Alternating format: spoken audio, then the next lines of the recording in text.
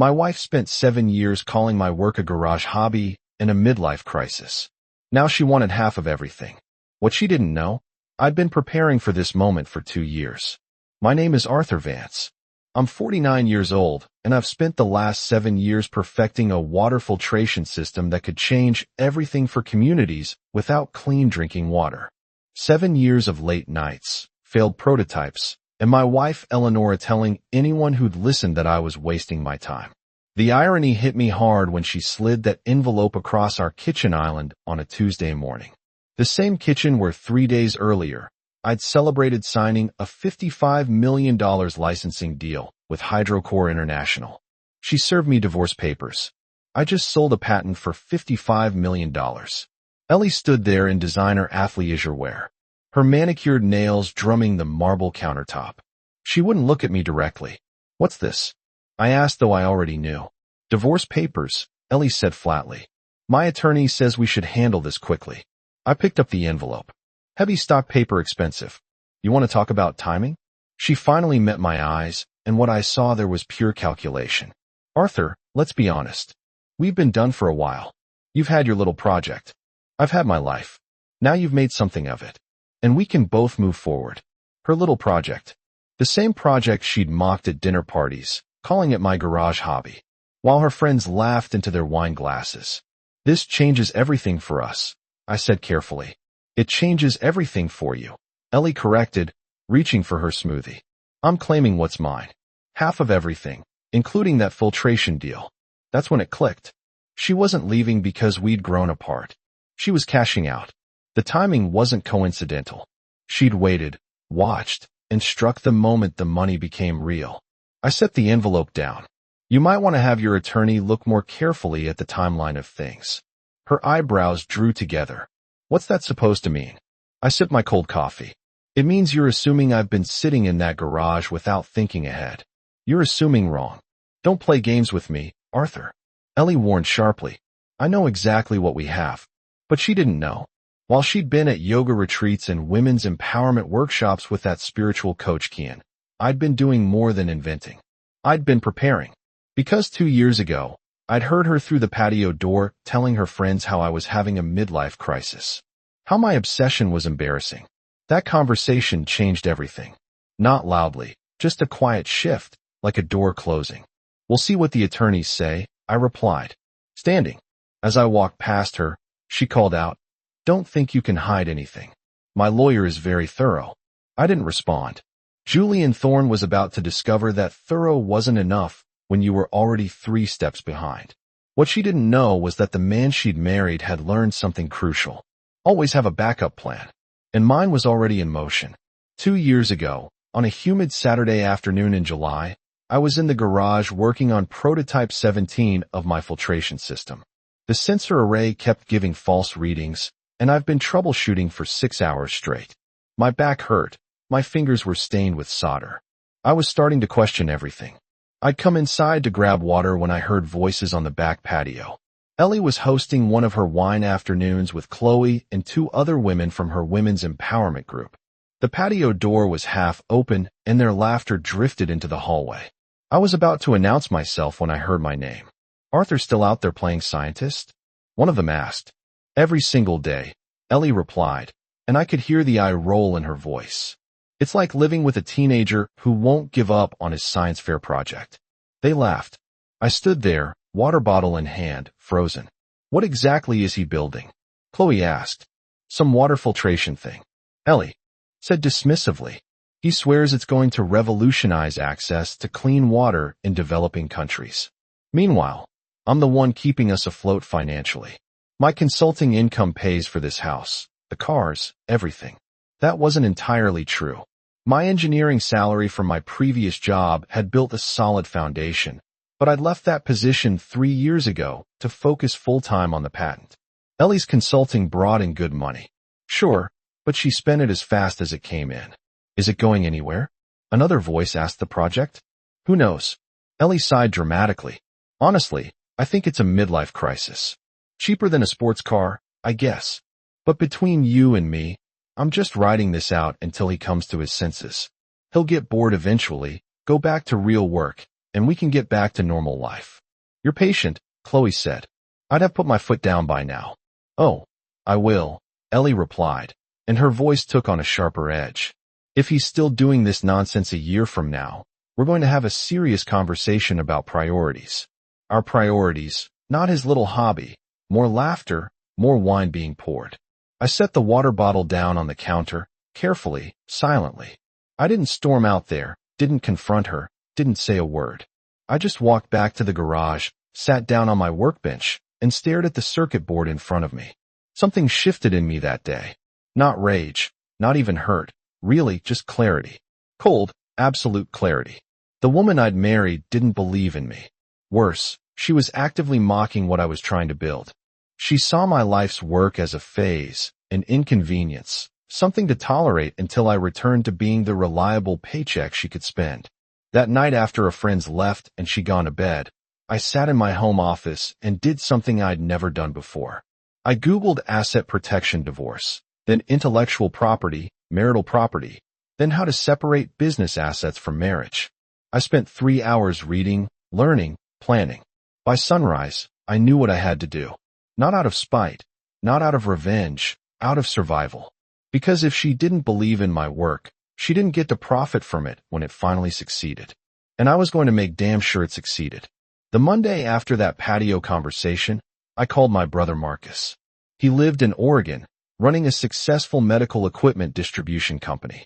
We'd always been close, even with the distance. When I need your help with something, I said, sitting in my car outside a coffee shop.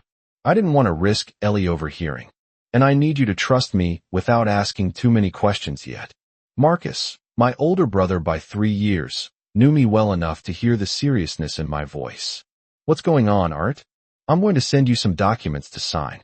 Trust documents, corporate filings. Your name will be on them as a beneficiary and registered agent. Everything's legal. Everything's clean. I just need you to hold some pieces for me. There was a pause. Does this have to do with Ellie? Yes. Say no more. Marcus replied immediately. Send them over. Whatever you need, brother. That's family. No judgment. No interrogation. Just support when it matters. Over the next 6 months, I built my fortress brick by brick. I hired an attorney. My brother recommended a sharp woman named Ms. Evelyn Hayes, who specialized in intellectual property and asset protection. Ms. Hayes didn't waste time with pleasantries. Mr. Vance, Ms. Hayes said at our first meeting, I need you to understand something. What we're doing is completely legal, but it requires precision. One mistake, one misfiling, one wrong date, and it all falls apart. Can you follow instructions exactly? I'm an engineer. I replied, precision is what I do. She smiled slightly. Good. Then let's build you a structure that can't be touched. We created Apex Water Solutions, a Delaware corporation. Ms. Hayes handled the filing using a registered agent in Miami. The corporation existed solely to hold my patent applications and intellectual property. I transferred all rights to my filtration technology into Apex, backdating the proper development documentation.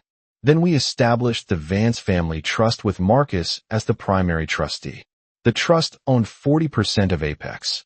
On paper, I was merely a technical consultant to the corporation, not the owner. Every expense related to my research got logged under Apex's consulting budget. Every prototype material, every testing fee, every late-night component order, all documented, all legitimate business expenses of a corporation that existed independently of my marriage. I stopped contributing to our joint investment accounts. Instead, my consulting income, what little I still earned from side projects, went into an LLC I'd formed through Wyoming. The LLC paid me a modest salary that covered my personal expenses. Everything else stayed locked in corporate structures Ellie didn't know existed. The hardest part was the acting. Coming home every night, kissing her cheek, listening to her talk about her day while I knew she was counting down the days until my hobby failed. Watching her spend money on retreats and workshops with Kian, her spiritual guide, knowing she saw me as her meal ticket. But I played the role. The devoted husband, the obsessed inventor, the man too buried in his work to notice his marriage crumbling. Because I was patient, and patience, I was learning, was the most masculine trait of all. 3 days after Ellie served me the divorce papers, she posted a photo on social media. She was at some upscale rooftop bar downtown, the Zenith Lounge, wearing a dress I'd never seen before. Her head tilted just so, lips around a champagne flute, the city skyline glittering behind her. The caption read, "New chapters require new energy.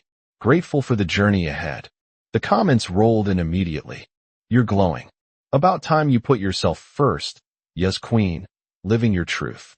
Chloe's comment stood out. "The universe rewards those who choose themselves. Champagne tastes better when you're free." I sat in my car outside my attorney's office, scrolling through the responses. Ellie had tagged the location, tagged Chloe, and 2 other women, and somehow made my life's work collapsing into divorce proceedings look like a personal liberation movement. That weekend, she went further. A professional photo shoot in some field outside the city. Golden hour lighting, wearing a flowing white dress, barefoot, arms spread wide like she was embracing freedom itself. The photographer posted them with a hashtag divorce glow. My phone buzzed with messages from concerned friends and colleagues. "Hey man, saw Ellie's posts. You doing okay? Arthur, if you need to talk." I didn't respond to most of them. What was there to say? That my wife was celebrating our marriages in like it was a product launch to call Marcus. "Have you seen her social media?" I asked. "Yeah." Marcus said, his voice tight with controlled anger. "She's making quite the spectacle. You want me to say something?" "No." I replied calmly. "Let her celebrate. Let her think she's won. Art, she's making you look like a fool." "I know. And that's exactly what I need her to think. That I'm blindsided, hurt, not thinking strategically. The more confident she gets, the less careful she'll be." Marcus was quiet for a moment. "You've really thought this through." "Every angle," I confirmed. "She's drinking champagne and taking victory photos. I'm 3 steps ahead with paperwork she doesn't know exists. Let her have her moment. Mine's coming." Why I didn't tell Marcus was that each post, each public celebration, each tag location and expensive purchase was evidence. Evidence of her spending habits, her priorities, her mindset. Miss Hayes had told me to save everything, and I was. Meanwhile, Julian Thorne, Ellie's attorney, sent over preliminary demands 60% of all assets in her favor, citing her financial support during the development years and lifestyle maintenance requirements. 60%. She wasn't just trying to split things fairly. She was going for the throat. I forwarded the demands to Ms. Hayes. Her response came back within an hour. "Let them think they're negotiating from strength. When we reveal Apex, this entire position collapses. Stay calm, stay quiet, and trust the process." So I did. While Ellie posted photos and collected congratulations, I reviewed corporate documents and prepared for the real battle. She thought she was winning. She had no idea the game had already been decided. 3 weeks into the divorce proceedings, I woke up at 2 o'clock in the morning with crushing pain in my chest. Not metaphorical heartbreak, actual physical pain that made breathing difficult.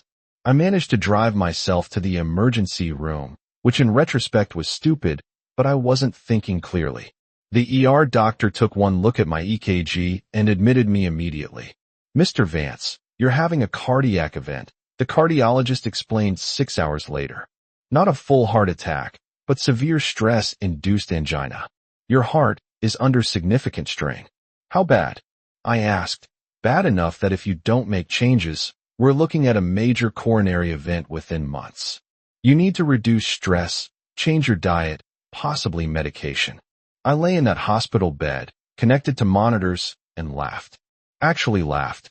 Reduce stress while going through a divorce, fighting for my life's work, and watching my wife celebrate on social media.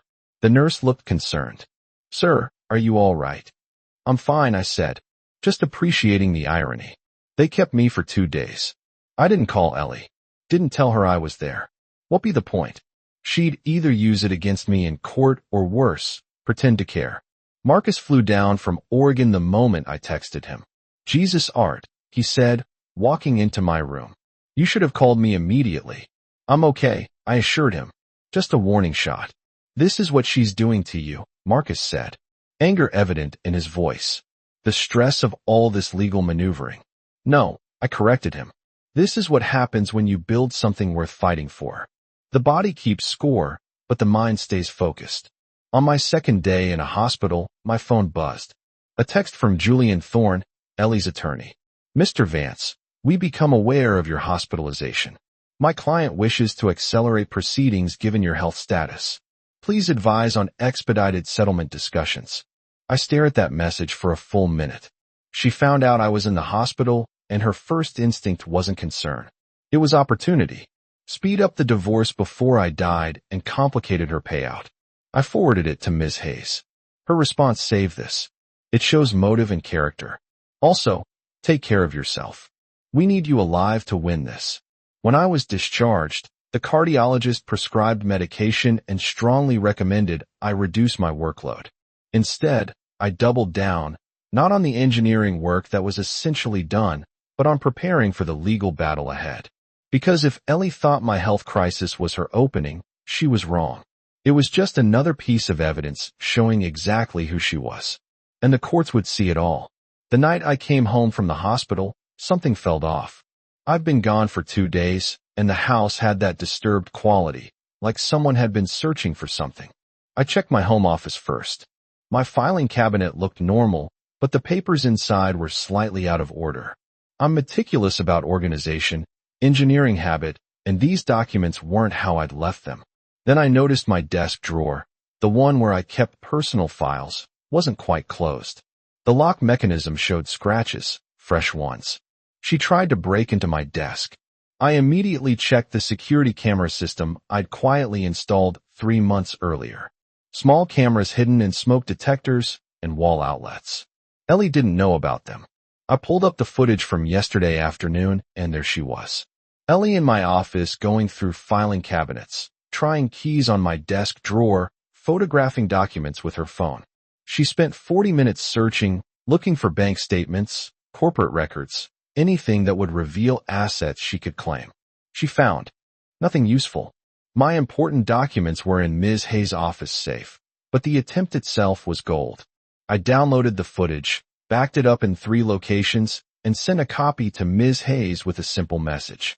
Evidence of attempted document theft. Ms. Hayes called within minutes. Arthur, this is extraordinary. She's on camera trying to access lock files during an active divorce proceeding. This demonstrates bad faith and possible obstruction. Can we use it in court? I asked. Absolutely. But here's what we're going to do. We're not going to reveal we have this footage yet. Let her attorney continue with their aggressive strategy. Let them make demands, file motions, act like they have the upper hand. Then at the right moment, we show the judge exactly what kind of person we're dealing with. Strategic patience, I said. Exactly. You're learning. The next morning, Ellie acted like nothing had happened. She was pleasant at breakfast, almost cheerful. How are you feeling after the hospital? She asked, buttering toast. Better, I replied, watching her carefully. Good. You should take care of yourself, Arthur. Stress can be so damaging. The irony was suffocating. She was the primary source of my stress. And she was standing in my kitchen offering health advice after spending yesterday trying to rob me. I'm managing, I said simply. Well, Julian says we should try to settle this quickly. Ellie continued. For both our sakes. Long court battles benefit no one. Translation. She wanted to wrap this up before I finished organizing my defenses. I'm sure our attorneys will work it out. I replied neutrally. She smiled satisfied, thinking I was being cooperative.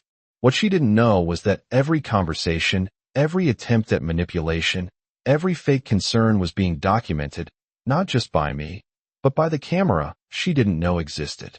I finished my coffee and headed to the garage, not to work on the filtration system that was done, but to review the timeline of evidence I was building. Ellie thought she was hunting. She had no idea she was the one being tracked. The unraveling started subtly. Ellie posted about brunch at Crestview Bistro, one of those trendy spots where everything costs too much and tastes like aesthetic. She tagged Chloe and 2 other women from her empowerment group. Except when I drove past Crestview Bistro that Sunday, I saw Chloe through the window with 3 other women, not Ellie. Ellie's Instagram story showed her at home alone with avocado toast and coffee captioned, "Sometimes the best company is your own." The cracks were showing. Over the next 2 weeks, I watched her social circle contract in real time. The comments on her post became fewer, less enthusiastic. The women who'd celebrated her liberation were quietly stepping back. I heard about it through Marcus, who heard it from his wife, who heard it through the strange network of social connections that exists in every community. Chloe's been talking. Marcus told me over the phone. Apparently, Ellie's been hitting her up for money. Said she needed a bridge loan until the settlement came through. Asked for $40,000. Did Chloe give it to her? Hell no. And she told other people about it. Word spreading that Ellie's broke and desperate. It made sense. Ellie had been spending like the $55 million was already in her account. Designer clothes, spa treatments, that photo shoot, the retreats with Kian. She'd burned through her savings, assuming the settlement was imminent. But settlements take time, and her attorney's fees were piling up. Then came the country club incident. Ellie had been a member of the Willow Creek Club for 6 years. She loved the status it conveyed, the networking opportunities, the tennis courts. She never actually used. The membership cost $122,000 annually, automatically charged to a joint account. The joint account I'd closed 4 months ago. The club sent her a formal notice. I know because she left on the kitchen counter, probably hoping I'd see it and feel guilty enough to pay. Notice of membership suspension due to non-payment of quarterly dues. Your membership privileges have been temporarily suspended. Please remit payment within 30 days to avoid permanent termination. She tried calling me about it. I didn't answer. She sent texts. I responded through my attorney. The desperation became visible. Her posts stopped being about empowerment and started being about fake friends and learning who's real. She unfollowed half her contact list. Several people unfollowed her back. Then Chloe's best friend, a woman named Isabel, posted something pointed. Real queens don't beg, they build. It wasn't explicitly about Ellie, but everyone knew. I ran into one of Ellie's former tennis partners at a coffee shop. Sarah, a lawyer's wife who'd always been cordial to me. Arthur, I just want to say, Sarah began carefully. Not everyone believed Ellie's version of things. Some of us always knew you were the one holding everything together. I nodded, appreciating the sentiment, but not needing the validation. What mattered wasn't public opinion. What mattered was that Ellie's carefully constructed narrative was falling apart. The empowered woman leaving her limiting marriage was now being seen as what she actually was. Someone who gambled on a payday and was slowly realizing she'd miscalculated. Her father, Walter, called me directly. That was unexpected. Arthur, this is Walt Davies. I think we should talk. We met at a neutral location, a quiet restaurant outside town. Walter was 72, a retired insurance executive who'd built his wealth through patience and strategy. He looked tired. I'm not here to take sides, Walter said once we'd sat down. But I am here to understand what's happening. My daughter seems to think she's about to become very wealthy from this divorce. Her spending suggests she's already counting money she doesn't have. I respected his directness. Mr. Davies, I can't discuss the details of the case, but I will say this. Ellie's assumptions about the settlement may not align with reality. He studied me for a long moment. She's always been impulsive. I spoiled her. I know that. Her mother and I both did. But she's my daughter, and I need to know if she's about to hit a wall financially. She is, I said simply. A significant one, Walter nodded slowly. Then I'll prepare for that conversation. Thank you for being honest. As he stood to leave, he paused. For what it's worth, Arthur. I always thought you were good for her. I'm sorry it ended this way. So am I, sir. So am I. But I wasn't. Not really. This ending was necessary, even if it was painful. And watching Ellie's world contract while mine expanded felt less like victory and more like natural consequences finally arriving. The courthouse smelled like floor polish and stale coffee. The kind of building where life-changing decisions happen in beige rooms with uncomfortable chairs. Ellie arrived wearing a navy suit, hair perfect, makeup flawless. She looked like she was in a job interview, which in a way she was an interview to justify why she deserved half of everything. Julian Thorne carried a leather briefcase that probably cost more than most people's monthly rent. He radiated expensive confidence. Ms. Evelyn Hayes, by contrast, wore a simple black suit and carried a single folder. She looked like someone who didn't need props to win. The judge, a woman named Maria Santos with silver hair and sharp eyes, called the proceeding to order. We're here for preliminary discovery and asset disclosure, Judge Santos stated. Mr. Thorne, you may proceed. Julian stood, smoothing his tie. Your Honor, we're requesting full disclosure of all assets, accounts, and business interests held by Mr. Vance, specifically any intellectual property or corporate entities related to his recent water filtration patent sale. He smiled slightly, like he was delivering a winning argument. Ms. Hayes stood slowly. Your Honor, we've prepared complete disclosure. She slid a single document across to the clerk who handed it to Judge Santos. The judge read it. Her eyebrows rose slightly. Julian took his copy, scanned it, and his confident expression flickered. What is Apex Water Solutions? Julian asked sharply. A Delaware corporation, Ms. Hayes replied calmly. Incorporated, March 15, 2022, 18 months before Mrs. Vance filed for divorce. I've never heard of Apex Water Solutions. Ellie hissed to Julian. Loud enough for me to hear. The corporation holds all intellectual property rights to the water filtration technology, Ms. Hayes continued. Mr. Vance serves as a technical consultant. The patent licensing agreement is between HydroCore International and Apex Water Solutions, not Mr. Vance personally. Julian was flipping through papers, now faster searching. Your Honor, we need time to investigate this corporate structure. This appears to be an attempt to hide marital assets. Nothing is hidden, Ms. Hayes said. All incorporation documents, tax filings, and operational records are included in our disclosure packet. All properly dated, notarized, and filed with appropriate state agencies. She produced a thicker folder, handed it to the clerk. Judge Santos reviewed the first several pages. Mr. Thorne, these documents appear to predate the divorce filing by a considerable margin.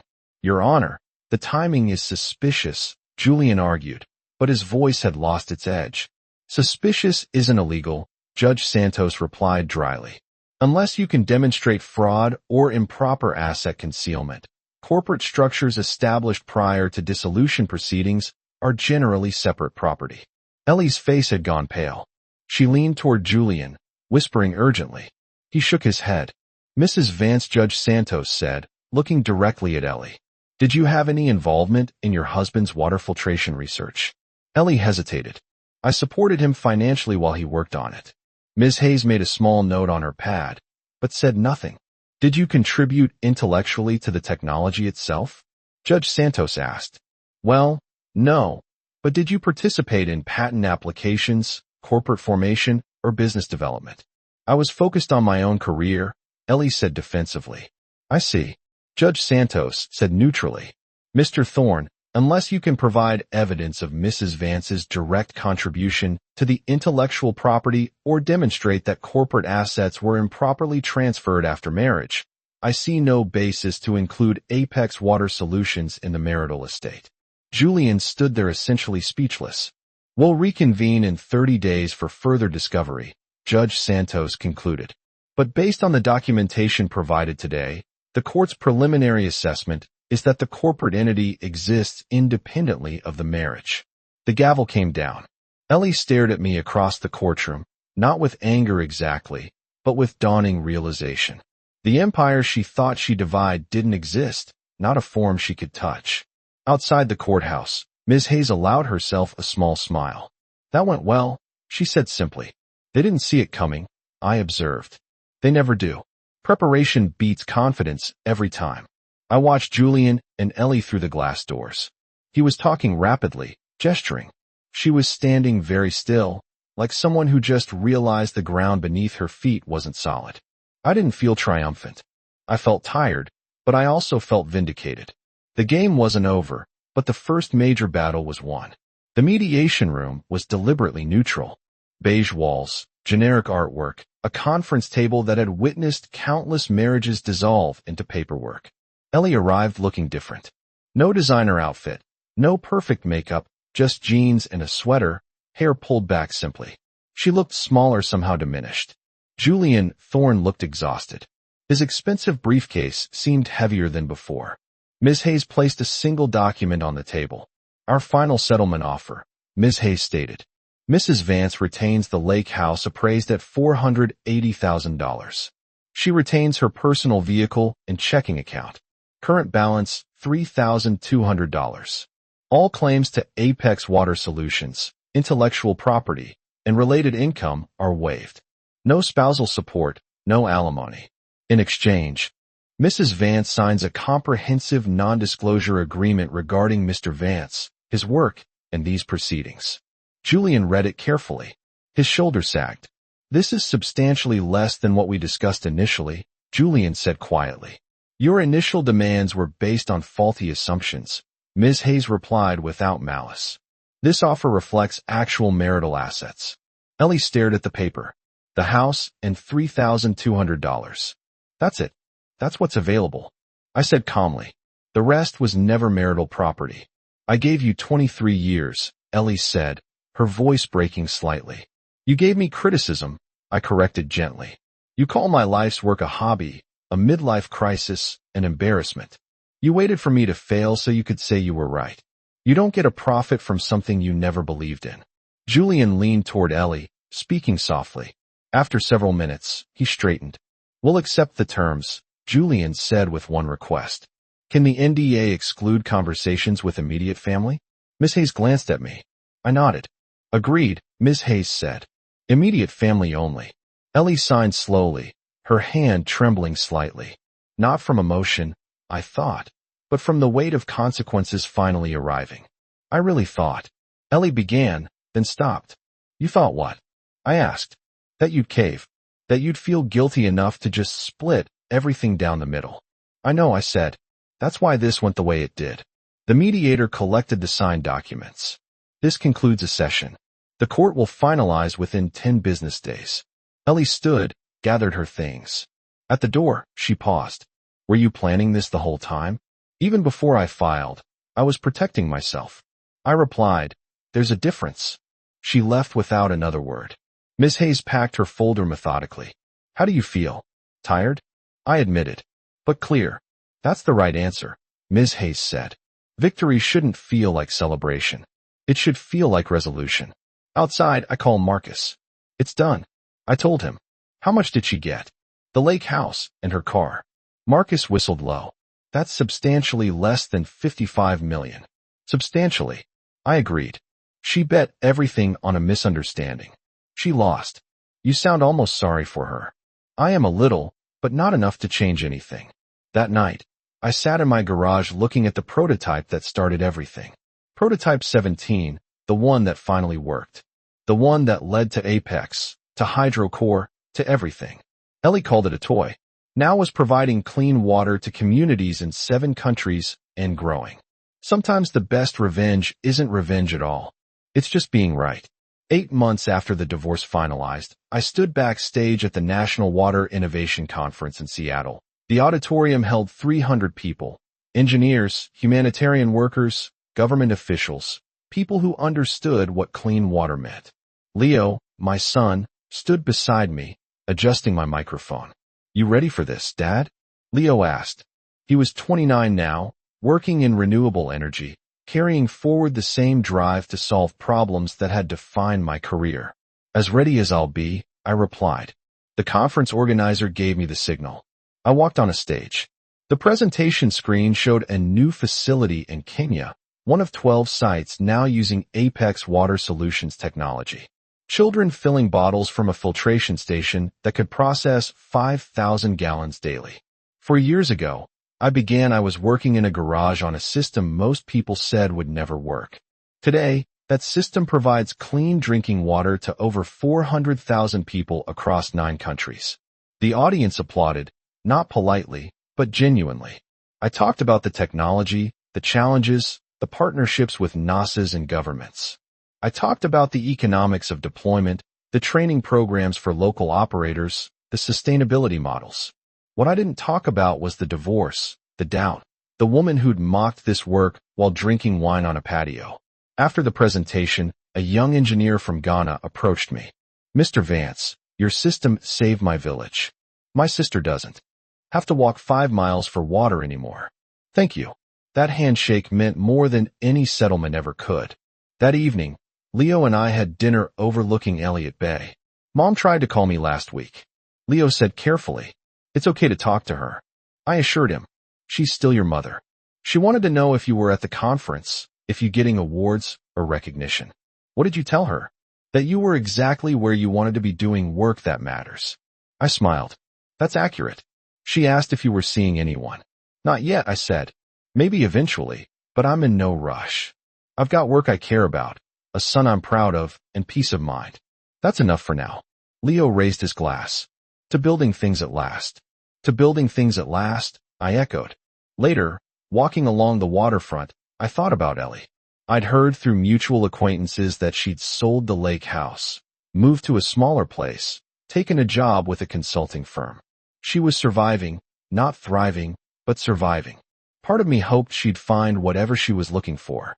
The larger part had simply moved on. My phone buzzed. A message from Ms. Hayes. Consortium of Universities wants to license your filtration tech for research facilities. Potential 8-figure deal. Interested? I typed back. Send me the details because that's what mattered now. Not settlements or revenge or proving points. Just the work. The endless, challenging, rewarding work of solving problems that needed solving. Elliot asked me once near the end if I'd been planning my protection all along. The truth was simpler than that. I just refused to let someone who didn't believe in my dream profit from its success. And now, standing on this waterfront with my son beside me and opportunities stretching forward, I understood something crucial. The best response to doubt isn't anger, it's achievement. The best response to mockery isn't revenge, it's relevance. And the best response to betrayal isn't bitterness. It's building something so meaningful that the betrayal becomes irrelevant. I'd built that and I keep building because that's what engineers do. We solve problems. We create solutions. We build things that last.